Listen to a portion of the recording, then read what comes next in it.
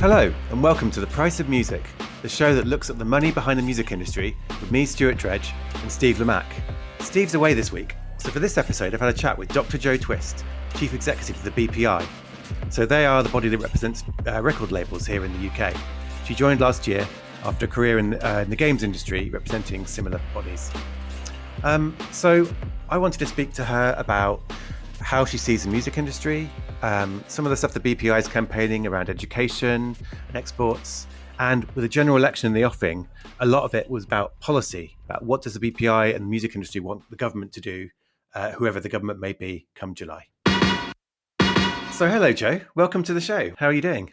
I'm very well. Thank you very much. Just fighting a bit of lurgy, but so many people, but very well. Thank you. I'm really pleased to have you here today because, I was looking it up. I didn't realise you joined the BPI. I think it was last July, wasn't it? Which is, 10 months ago now? So it's 10 months. It's absolutely terrifying. It's gone so quickly. It's been an immense journey so far. So learning a lot and trying to get my head around this industry, which is quite complex.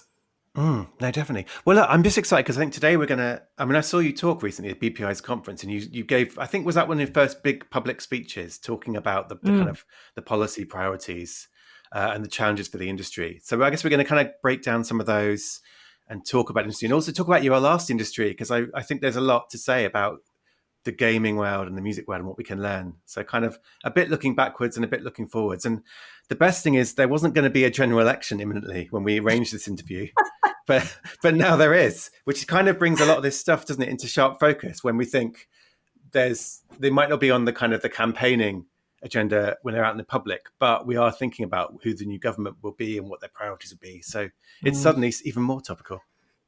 Yeah, and I think that was top of our minds when we did our conference. It was called In Tune with Tomorrow, and we really wanted to set out our stall. Of course, UK Music, which we're a member of, has its manifesto, but we really wanted to just put out sort of 5 calls to action, really, for government, for the next government, but also for the industry, because I think that's when things are achieved, when you're working in partnership. Mm-hmm. No, grand. I think normally my role in this podcast is I'm rude about politicians and Steve is very diplomatic. So I think you're taking the Steve role today if I say anything rude about any current politicians or parties. Good. But I wanted to start, I think one of the big themes of your speech was about humans and human creativity and the idea of that being something that the government needs to understand and do. So, I guess it sounds obvious, isn't it? Humans and human creativity are great. But tell me, I guess, your thinking and what you're kind of keen to, I guess, get people to understand about the importance of what's happening. We're a really important part, music, of the creative industry's story. And the UK is absolutely brilliant, head and shoulders, world leaders in creative industries. I think we invented the term creative industries to describe what we are. And of course, I think in the creative industries is very, very much about human experience, about storytelling, about using our art and craft and technology and innovative techniques to be able to tell those stories from very much a kind of lived experience and, sometimes to say things that might be quite provocative. So, really humans are the driver of our industries and especially, and none more so in music. We all know how important music is to us as people. Music sometimes has the words that you don't have as a listener, so it can really help. So what we really, really want the next government to prioritise truly is human creativity, front and centre of all policy making. And that goes, right down to how we support diverse talent from wherever you are, behind the mic, behind the screen, behind the keyboard, as well as in front. To, really helping, labels and businesses to be able to thrive in a regulatory environment that doesn't hinder them, but instead enhances the investment that they make in our human creativity and our future. I think we're collectively, we are about growth. Music is a huge export, the second biggest export market in the world. But we cannot take any part of our creativity or any part of the music industry for granted. And I think, in the past, governments have talked really a great game about the creative industries and how important they are to the economy, because we are the fastest growing part of the economy. But it's not just about economy, it is also about our health as a nation, and as a collective. So, I think we really want to see the next government really put the money where their mouth is, or put their confidence in us as part of the creative industry story in the UK. And I think critically, it means that creativity, sometimes people think about human creativity and creative industries as separate from innovation and technology. I think you and I have known each other for a long time and both know that that is not the case. And you look through history, human creativity thrives when you're using new tools and new tech to be able to enhance that creativity. So really, one of the biggest calls to action for us, there is not a day goes by that we don't talk about AI, is that we want the next government to make sure, really ensure that big tech and AI developers are being held to account, that they're seeking permission, for example, for the music that they want to use to train their generative AI models in, for instance. So, it really is about putting humans at the center of our growth story, because that's when we won't have industries if we don't have human creativity, a diverse set of talent through the ecosystem up and down the country, really, really fueling our growth. And it's kind of interesting, isn't it? Because about 17 different things you said there that we're going to touch on later. But I'm sorry, I'm supposed to do like points, aren't I? No, that was good. That was good, because I think it in a weird way, like you say, we don't underestimate, in our industry, we don't underestimate the humans, but sometimes human creativity can be maybe underestimated. I wonder if it's because there are ways of measuring it, but there are other ways where its importance is harder to measure. Like you say, like in the happiness of the people through having music, it's probably harder to measure, I guess, than GDP exports of music, which is something you can measure. So it's that weird thing of being something that's so important, and yet maybe it doesn't always have the priority it could have with policymakers, perhaps. Yeah, and I think part of that is possibly, it's a constant education job with policymakers to be able to lift the bonnet on what goes behind great acts, great artists, great performances. We shouldn't take this for granted. It's not just something you can do. I mean, many people do, but it requires, teams of people and support. And I think sort of lifting the bonnet on that creative process sometimes can really help. Policymakers understand the true nature of what this craft means and what we need as an important part of the economy to be able to succeed. So I think it's really about being open about the different careers. We're an industry that is, generating the skills of the future. And a lot of these skills, which should be supported, are not just good for the economy; they are good for mental health of Great Britain. But we are basically creating skills that are transferable into other industries as well, other creative industries as well as beyond creative industries. So, it's really important to help policies understand and educate them on the breadth of skills and the breadth of future skills that we need to nurture in order to continue to be successful. No, good. I mean, you mentioned AI, and like it just is the thing that's everyone is banging on about in all kinds of ways at the moment. And something you said about, I feel like, and you can probably tell me if I'm correct in this, I feel like the music industry has been pretty quick in coming together and saying, right, this is what we want from regulations, from laws. We want, like you were saying, they have to ask our permission to use our music to train it. They have to pay us. They have to be transparent what they're using. I feel like that's been really kind of clear very quickly. And yet at the same time, we were talking about it on the show last week. I've been using some of the big models, some of the big models that maybe haven't done that. So some of the highly prominent AI. And it kind of almost frightened me how much better they were than the ones that had gone before. And I worry sometimes we're at this moment now where the music industry says we want this, this, and this. And yet some of the companies that aren't doing that are running away, raising loads of money and getting loads of users. So how are you feeling, I suppose, on this moment we're in, where I guess you're trying to get people to do the right regulations while also watching what's happening in the market and how things are developing? So how are you feeling? It's really, really complicated. I think AI is one of those unifying points in our industry, in the music industry in particular. But, I think we have been quick to make sure, because to make sure policymakers are reminded not to do anything that's going to hinder our ability to really use tools in a creative way, again, supporting humans in that creativity. So we need to weigh up the opportunities that things like AI, and again, we have to be careful, because I think so many people just lump AI or lots of different technologies under this label of AI.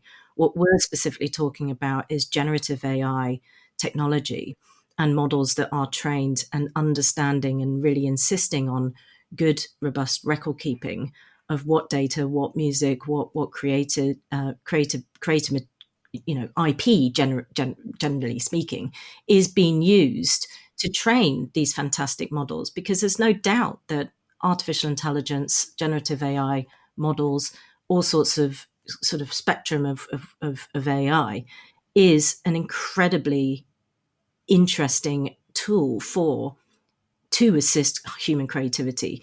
But we just must weigh that up with the risks. And what we're asking for, I think sometimes policymakers have been perhaps in a rush to regulate technologies, and it hasn't necessarily been the right thing to do. But I do think in this case, we have a really robust IP rights framework that actually supports innovation, that actually encourages innovation, that actually supports creativity. And we must stand by that. And it's a very different rights framework to other places across the world. So that's why it's really, really complicated, because if you do something in one territory, it may impact a global business, for instance, in another territory. So again, what we're saying is that we have this really strong rights framework that has done us really, really well as creative industries. And what we want really is for that framework to be robustly stood by. We need to make sure that that framework protects creativity and encourages investment into that creativity. So anything that the next government can do to support that existing framework, encourage much better and robust transparency from AI companies. We want to see that, because this is how innovation happens, when we work in partnership, not using technology to supplant human creativity.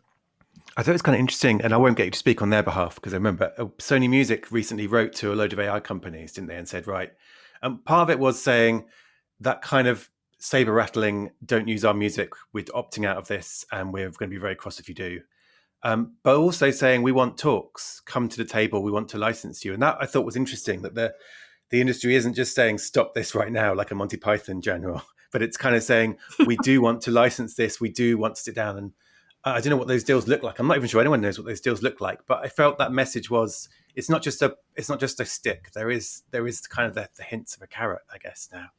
Yeah, quite rightly. And, it is about that commitment to seeking permission and ultimately artists getting paid. Again, not replaced. So, I think it's going to be interesting to see how this progresses. I think, there's a lot of pressure on the next government to do something. Obviously, the election has meant that nothing will happen until after the election. But I think, again, we're unified in really, pushing for a brilliant, innovative, creative future, but one that, again, does not erode our human creativity, does not erode the ability for artists to thrive in this new environment. And not least, we already see 120,000 tracks uploaded to Spotify a day. Discovery in all these platforms is always going to be increasingly hard. So we want to make sure that the world is not made harder for human artists who want to make a living. I had one of those moments recently where I was using one of these AI models, and it's brilliant fun. Like the whole prompt generation, figuring something out, putting your own lyrics in it. It's a really wonderful, fun experience. As someone who's a really terrible musician, like being able to make something, but all the way through it was my knowledge that actually this has been trained on some really brilliant musicians who probably aren't getting paid, and it made me feel like I can see this future where these things are licensed, and I feel like everyone can feel comfortable that people are getting paid. who were the origins of it, and then we can enjoy having fun and, like you say, using them as tools and figuring out what we can do with them as humans, rather than it being a And I think replacement. I think that comes through when you see various surveys and research that's been done around music fans and consumers generally. They want to know that this is based on a real story, or because ultimately, as an artist and as an act, as a band, you're you're making music to communicate, and to bring people joy or to comfort, whatever it is. And there's always a story, there's always a story behind the album, for instance, why I love the Mercury Prize so much, because, it is about the album and the album being part of an artist's journey and story.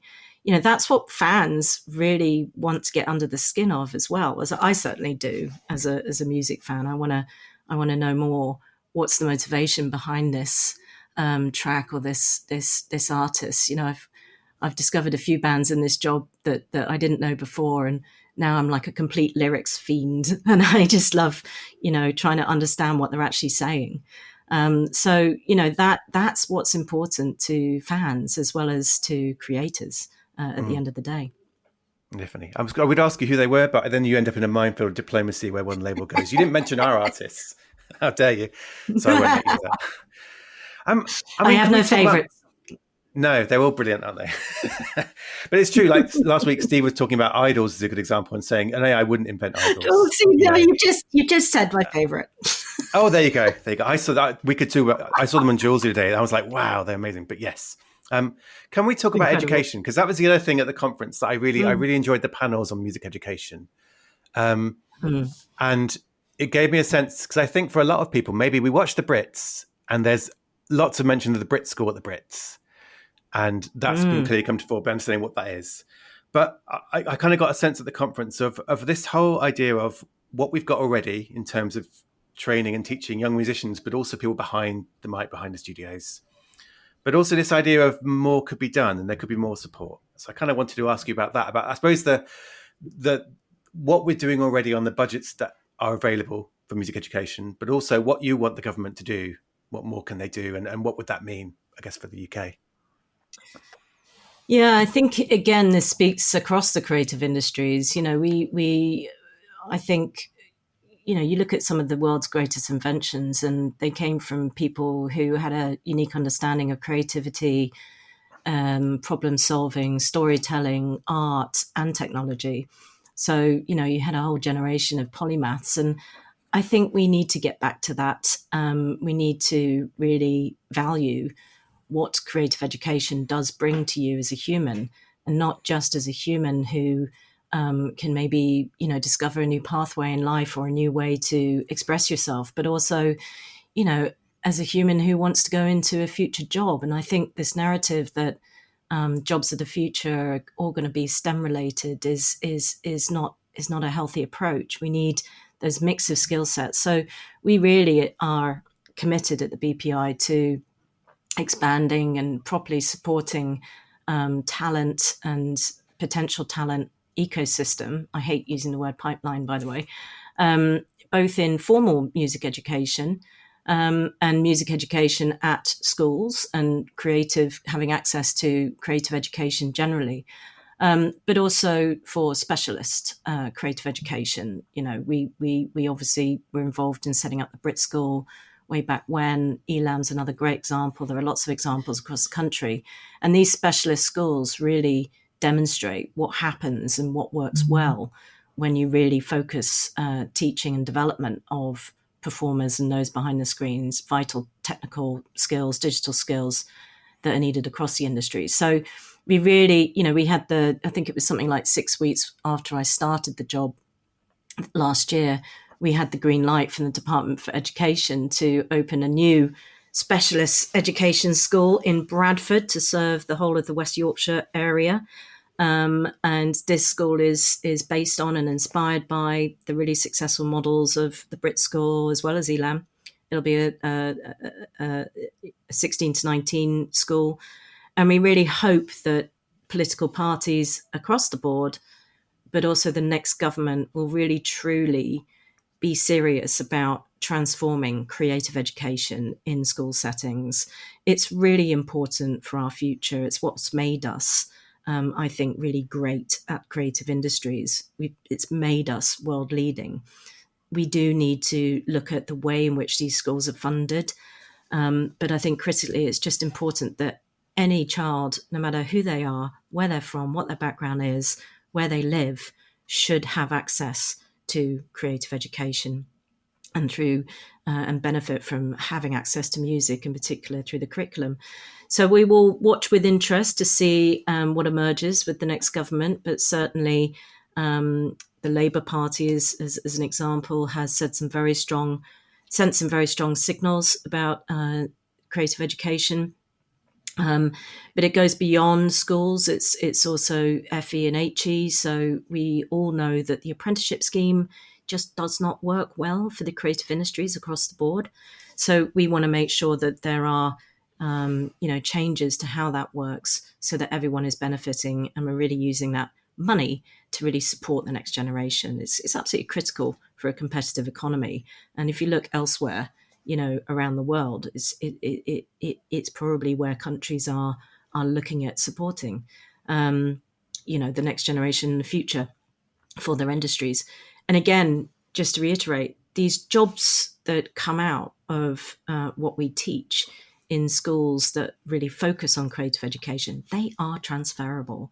They're not just leading to one pathway. They're not just leading to being in front of the mic. They are leading to lots of different industries, lots of different roles, some jobs that don't even exist yet. I remember in the games industry, we're one of the first industries, I guess, in creative industries to create data scientist roles, people who could read data and interpret that data and tell stories out of that data. So that those kinds of skill sets are just going to be even more important and cannot be completely, sort of replaced by technology. We need humans in the driving seat. It's firmly in my mind at the moment. My oldest child is he's sort of midway through A levels, and I'm desperately going, right, which jobs are going to be still around, and which new jobs can you go towards? And it is like, I mean, it's interesting because I feel like the other thing that came out of the conference when I watched the panel was this idea that a lot of the people who go to ELAM and the Brit School, I think they were saying it was something like they've had a terrible time in traditional education, either because their strengths weren't really respected, like they were great at performing creativity, but not so good at academic stuff, or because they're neurodiverse, or the two. And that was interesting to me, this idea that there are people who are kids who are musically talented, creative, all kinds of creativity, that it can be difficult for them. And then some of them do get into a school that is like, this is what this is about, and they thrive. But there's only a few of them, like you say. So do you think, I guess, is it two-pronged then? It's kind of about what happens in regular schools, but also having more schools that focus on creativity. So is that like the two-pronged approach, so that people who I aren't think talented that's still get right. to do it? Yeah. I think that's right. And, it's about enabling access. And look, we know that teaching is such a difficult job and they're under such a lot of pressure. So how does the next government work to relieve that pressure, to be able to create space, to have access in whatever school you go to some sort of creative education? I think it's so important for your mental health. It's so important to explore who you are, your place in the world as a young person, and I often find it really odd that we talk about jobs and careers to young people. I certainly remember you've sort of been asked what you want to do, and I don't know even what these jobs are called. And we know that, careers education in schools is not great. So how do we as industry also do more to support teachers in existing roles? How do we had an amazing program in games called Digital Schoolhouse, which really helped to train teachers with industry knowledge to be able to teach computer science, for instance, in a really creative way, in an accessible way, and in a way that was blowing away stereotypes. So there's also stuff that industry can do, and I think that's critical going forwards. How do we offer and come to the next government with solutions to issues that we see, and with evidence to show and demonstrate what difference it could make, not just a return investment economically, but a return on investment at a human level. Mm. You know what I do? I wouldn't make every child do national service. You don't have to answer that question. But Well, if that give was them all of it. national service working, working in the music industry, paid for, brilliant. Yeah, give them all a recorder. That's what I'd do. That's what happened to me. I had a recorder when I was at primary school, and like you say, things have changed. Like now, we did music. We had music lessons. We sang. We played recorders, and hopefully that will come back. I mean, I Yeah. did want to ask you. So you touched on the idea of exports and competition earlier on. That was one other thing I wanted to talk to you about, because sometimes I feel a bit awkward when I see people worrying about the idea that you can listen to everything now. You can listen to K-pop, you can listen to Afrobeats, you can do reggaeton. Like global genres have kind of a part of our lives now, and that's really exciting. But then there is also an export concern in the country saying, well, actually, if these global genres are suddenly really popular, does that mean we are challenged in taking our artists worldwide? Like I always worry, I feel a bit xenophobic if I'm worrying about British artists when there's all this wonderful music coming from all parts of the world. But I know that is a point that the industry has to think about. Well, what does this mean for us, and what can the government do to support it? Because I know you probably know. Is it Kosa, the Yeah, Korean Cocker, content? yeah. Like I've Mm, been seeing them for years, the work they do promoting Korean culture of all kinds.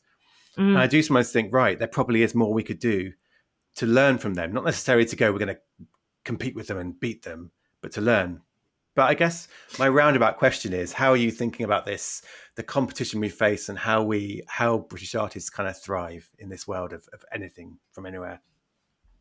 Yeah, I mean, it's certainly under pressure, and streaming has enabled people to find different genres, to find different kinds of music. As a fan, I love it. I'm coming across all sorts of music that I hadn't come across before, and there's no doubt, we're still, the value of music exports is still growing, but there is no room for complacency because we want to remain top of the league table, if you like. So, it is, yes, pressure from established markets that are growing and consolidating and growing their share of the market. But it is also those domestic marketplaces like Latin America, South Korea. And I think, Coca and South Korea is really interesting because I remember being part of creative industry trade missions kind of 10, 15 years ago, where we were, the whole creative industries were turning up in South Korea and really talking about what we've done to be top of the world. And I think now we've kind of we need to move to the next level and move to the next gear. So we're part of the sector vision that the creative industries has in the UK, which is to reach 1 billion in exports by 2030. We're well on the way, and it's not forgetting that with increased exports and that growth, you're also creating more jobs in this country, which is all good for everyone. But you're also promoting what it is to be British. And I think that's the thing. We used to call it soft power. I prefer cultural power. We Mm, are, one of our strengths as the UK is that we are really diverse. And we have lots of stories to tell. We have lots of music to make. We want that music to be discovered globally. So, but also it is that sort of, I guess, that again, that sort of identity politics that's really important. And I think it's really, really incredibly powerful when you see British artists or British filmmakers or British, game makers finding global success. mm, You get that sense of pride, which I think potentially we might not feel as proud over the last few years to be British. So I think it's really important that the next government continues to get behind and stand behind that drive, and it isn't just about having an act perform at some government event. It is about mm, putting real support and scaffolding in place for our industry. I mean, it's 10 years this year since the BPI started administrating the Music Export Growth Scheme, which is tremendously successful, and it just received mm, more funding last year as part of the creative industry sector vision. And this year, we have already distributed over 1 million to 67 different UK artists, so that they can perform overseas and get that first foot in the door, or second or third foot in the door. And we'll continue to lobby the next government to make sure that there's real targeted export support, and other measures that really help us, not just economically, but culturally. It's one of those things, I think, and I don't know what the up-to-date figure is, but it's kind of that startling thing, isn't it? For every quid invested, is it 13 or 14 quid back in? Like it's Yes, yeah, something where you look £14 at that back for every pound. and you think any government, if they're gonna spend some money and things, this is one of the good kind of metrics, is that you'll get 14 times the money back into the economy. But Exactly. And we love those kinds of return on investment data points, and they're going to be increasingly important. We've always been a fan of data led, evidence led policy making. And again, this is important to be able to articulate to policymakers, because a lot of that investment that labels and record companies do and make in continuing that growth and supporting and focusing their support on discovering and nurturing the next generation of talent, that's where that money, plays a really important part. So that's what we need to continue to say to policymakers. yeah, and you mentioned, I was going to ask you about this idea of cultural power, because I know that a big part of modern lobbying for an industry is the hard metrics, I suppose: GDP contribution, jobs created, export revenues. But like we say, music does have that harder to measure sometimes, or maybe not. Maybe it's becoming easier to measure, of what is our cultural power. What are the wellness benefits for people listening to music? What is the way we tell the world about Britain and what British is nowadays? Do you think that is that something that I don't want to generalize about politicians, but to generalize about politicians, is that something that hits home, or is hitting home increasingly, that it's not just about hitting them with the economy figures, it is about that? Is that message getting across, do you think, to policymakers? I think that we probably could do more. I mean, look, the next government, we're going to have so many new politicians to educate.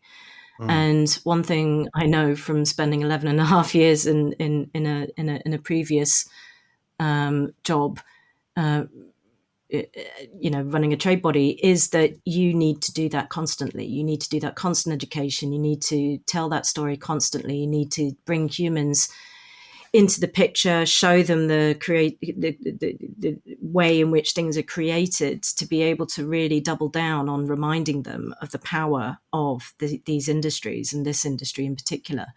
So I think we could do more. We can always do more. And I think, again, collectively, as a united industry, coming to government, really telling the positives, and telling the positive stories and impact in a way that really hits home with them.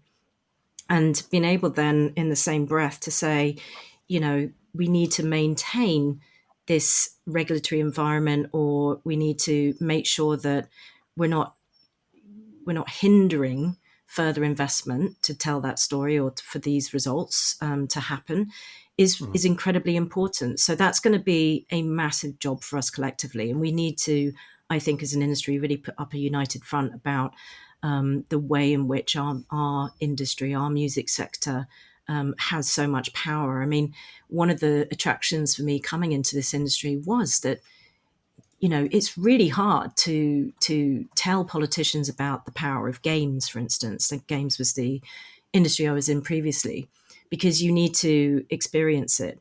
Music is ubiquitous, and we experience it every time we step out the door sometimes, and it can bring films to life. It delivers powerful advertising. Music is a soundtrack literally to so many parts of our lives in so many different ways. So, sometimes I think, again, I think politicians can become perhaps just used to music being there, and reminding them that actually the reason why that music is there, the reason why that music is in that film, the reason why that music's, making a difference to this advertising campaign, the reason why we're selling out arenas, the reason why grassroots venues are important, is because, you won't get what you're listening to unless you support all of these parts of the ecosystem. So it's going to be a massive education job, and we need everyone to do their part there.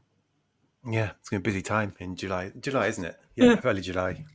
Well, that's the election. That's just the starting point. Yeah.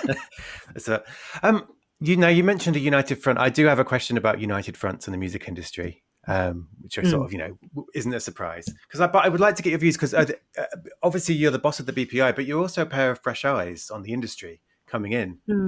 And you came in, we'd had that parliamentary inquiry into streaming economics, and we had a period of people debating how artists get paid, how songwriters get paid, how the money's divided up, what's wrong, what should be fixed. And now we're in a situation where we have these working groups that are sitting down to figure out remuneration for artists and metadata and transparency. So there's like a process going on that's quite quiet now and doesn't make the same kind of headlines. But every so often, and this is me as a journalist, it's quite fun when people start kicking lumps out of it when we're in public again. But I feel like there are some things the industry's united on, other things where there's still tensions. So I wanted to ask you where you think we stand in terms of where we are, what's not to be solved, and how we kind of solve some of those tensions in order to present that united front that policymakers like. But what's your take? I mean, you've come in. How do you see what's happening in industry? I see a lot more of this happening in the trade press than I would like to see, because I think all of these working groups and all of the way in which we engage with policymakers and talk to them, it's a process. And sometimes you've got to trust the process. I've always been, again, a fan of looking at the evidence. And I prefer to look at the bigger picture. I want to see, and I think we all at the BPI want to see growth for everyone. We see that there are some big challenges, particularly around AI, that are coming down the track, if not already here. So I think, where we can unify around where we see bigger picture growth happening, that's going to be critical. And that's the sort of basis for the 5 calls to action that we made last month, because we genuinely, I think when we're talking about skills, when we're talking about education, when we're talking about diversity, when we're talking about climate change, these are all big questions for everyone. And, we can do our part. When I was in my old job, I always liked to have an answer for any policymaker question, whether that be around economics, whether that be around culture, whether that be around sustainability, whether that be around mental health, whether that be around diversity and particularly neurodiversity in the industry. I think we should be an industry that has the answers and can demonstrate using evidence where targeted intervention might work and where, non-targeted intervention might hinder and have unintended consequences. Sorry, my nose is blocked, so saying unintended is quite difficult. So, I think that's where we should focus our efforts. And I know, and I know lots of people understand this as well, is that, again, most effective policy making is based on sometimes the bigger picture stuff, but also outlining unintended consequences of things, and really putting forward a united voice on really things that are going to work for the benefit of everyone. And for me, that is economic growth, and all the constituent parts that mean that companies can continue to invest and can continue to drive growth forward and can continue, again, to keep us as a British music industry top of the game. It's one of those things where I know some of the pressure in the past has been for the government to do X and Y or this to be possible. But I feel like a lot of the change that's coming might be behind the scenes. It might be about how deals with artists are structured, or it might be about policies. But I feel like it maybe isn't going to be the one big announcement of everything is now fixed through X, Y, and Z. But maybe change will come quietly and not so kind of dramatically, maybe. But that's perhaps me being an optimist.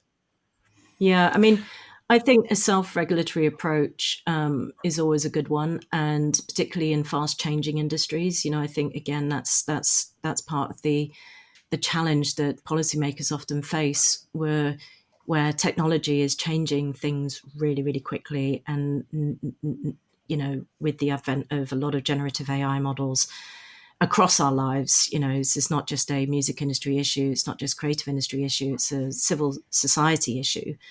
How do we deal with navigating the future and equipping people to understand what is a deep fake, what is not true, what is true, and I think that's a huge challenge. But I think we as an industry should be there to work in partnership with government to make sure we work our way through that. Definitely. Well, I had a couple more things to ask about. I mean, one of them I feel bad for shoehorning at the end, because you mentioned diversity and you mentioned climate emergency, and that those were both really strong at the conference you did recently and in your speech. And it's kind of interesting. Like, sometimes I've written about these issues for Music Ally, and we've had a bit of pushback. Like, we did a survey last year and said, "What do you like about Music Ally?" And everyone loved it. Most people loved it. And then one person said, "I want to read about music, not diversity and the climate." But I feel like these two issues, and also well-being, are actually increasingly key to the music industry. Like, they're really important for the health and future. And it sounds like that's something that you're, I guess, in terms of what you're doing and what you're asking for and encouraging you to do, they're at the forefront of your mind too. Yeah, I mean, it goes back to fundamentally, what are we about? Well, we are humans, and we're about being human and being able to express ourselves as human, entertain others, reach ears all over the world. And I think, we all have a responsibility to look at our carbon footprint, to make changes, again, it's a journey, it's a process, can't do everything at once. But I think critically what it means is that we can share best practice. We can be a lot more open with each other about what's working, what isn't working when it comes to different steps that people are taking when it comes to climate change. I mean, we just renewed our partnership with AIM on the Climate Pact, Music Climate Pact. And it's really important. And of course, we own and run the Brit Awards and the Mercury Prize, as well as our everyday practices as businesses. And all of the steps that we can take and sharing, how we've done stuff is really important for everyone. When it comes to diversity and inclusion, listen, our creativity and innovation in any industry is driven by diversity of perspective and diversity of lived experience and diversity full stop. So it's not just about a single dimensional approach to diversity and inclusion. It really is about a multidimensional approach. And that's what really drives our creativity and new and hearing different stories. I'm loving some artists that I'm listening to who are singing about their mental health. Again, it just shows how important music is to find the words that sometimes we can't find as listeners, as fans, or to be able to say something that hasn't been said before. It's so incredibly powerful. And in times when you're feeling low, music and creativity is something that can bring you up or something that can comfort you. So, again, it goes down to fundamentally what our industries are about. It's about being human and the human condition that we all experience in different ways. So it's critical. It's funny, really, because in a way, we're thinking about we need to take care of mental health at the same time as thinking the planet is burning, what we're going to do, which is kind of heavy. But at the conference, I think you had Faye Milton speak, didn't you, from Music Climate Emergency. It's one of the best speeches I've seen in terms of, yes, this is a really serious, terrible tragedy unfolding, but also we can do stuff. And that idea of actually we can change this, it's not a lost cause. And then talking about music specifically, how we can change ourselves, but also musicians have the power to talk about this and help other people do change too. Like, I felt like it was really interesting, because I've been feeling quite anxious about things recently and thinking, well, maybe we can't do anything because governments won't change. But it feels like from music at the moment, there is this strain of, I don't know, optimism and positive thought, constructive, this is what we need to do. But is that something you're seeing when you talk to your members and talk to people like Faye and the other campaigning bodies? Absolutely. And I think it's been having the courage to say that in public as well, and to take action and to be proud of the action that you take. I mean, we partnered up with Music Declares Emergency and No Music on a Dead Planet this year for the Brit Awards. And we had a particular activation which was so successful for that particular campaign, because it made a call to action for people to sign up and do something. And I think that's an incredible platform to use, to activate people, and to, one small act or one small action can make a difference collectively. And I think that's the key. As an individual, you do wonder, what can I do? Well, there are lots of things that you can do. And if everyone thinks that way, then change happens. So I think, music is we've seen throughout history how important music can be to affect change, to bring people together, to unite people, to have a collective voice. And I think long may that continue.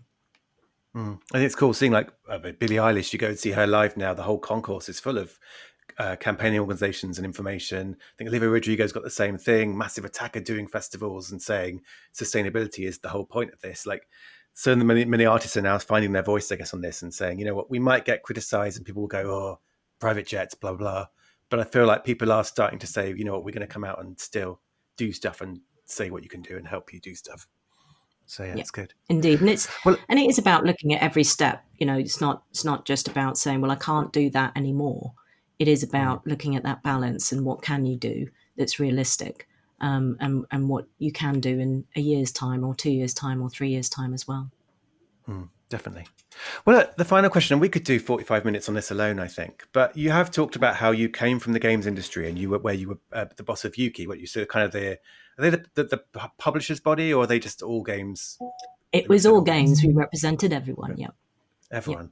And I Everyone. feel like there's always been cool music and gaming stuff going on, like from the days of Guitar Hero through to what's happening now with Fortnite. Like, there's always been games and music, there have been partnerships, but I wanted to kind of pick your brains really on what do you think? Because you've already done, I think you did a separate event, didn't you, about games and music and the Mm. links. So what can we learn from games, and I guess what can we do with the games industry more? Because it feels like there's probably some unexplored territory there still, even though there is a history of music and games collaborations. Yeah, of course. I mean, music and games, again, music can make a game sing, literally. And it adds to even the gameplay.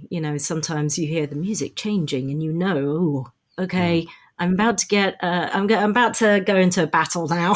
Or, oh, this is a lovely place that I should go. Oh no, wait, danger. So music is so important in terms of those audio cues, but also just the entertainment value of games and music within that. And there's really, really fantastic, innovative companies like Reactional Music that's doing some really interesting things. And I think what's one of the most interesting areas is hearing the music industry talk a lot more about fandom and about community. I mean, in games, we didn't talk about players really as consumers. They are community. And I think that's just a different sort of mindset sometimes that comes in when you're thinking about the co-creation of a game or the next level of something or the next DLC, downloadable content, working with the community of fans so that you retain them as fans is really important, because there's so much competition. So I'm really interested in how that might or might not translate over to the music industry. We went through in the games industry quite a lot of regulatory scrutiny around free-to-play mobile games models and monetization business models. And I think there's a really important watch out for people. This is not about exploiting people. It's about understanding what the community wants and understanding opportunities around where people might choose to pay for something in addition. And that might be special access, or it might be a special skin, or it might be a limited, digital version of something. So, I think it's interesting thinking about what does an artist want, because not all artists will feel comfortable in those environments, or their stories might not work in those environments. But I think there's lots more potential. I've always been a massive fan of social virtual worlds. So right back from the early days of Second Life to, big MMOs, massively multiplayer online games that create these social spaces that aren't just places where you want to play the game. They are places that you want to hang out with your friends and connect. And they are spaces where they can be new stages for enjoying music or connecting with an artist or having a special event. So all of those things are really exciting to me because, people who play games are normal people too. And we like music and we like other things. We just happen to really also like games and what they can offer across different genres. So I think that sort of aspect of community is going to be really important to talk about in the music industry and what that means to the music industry and to artists.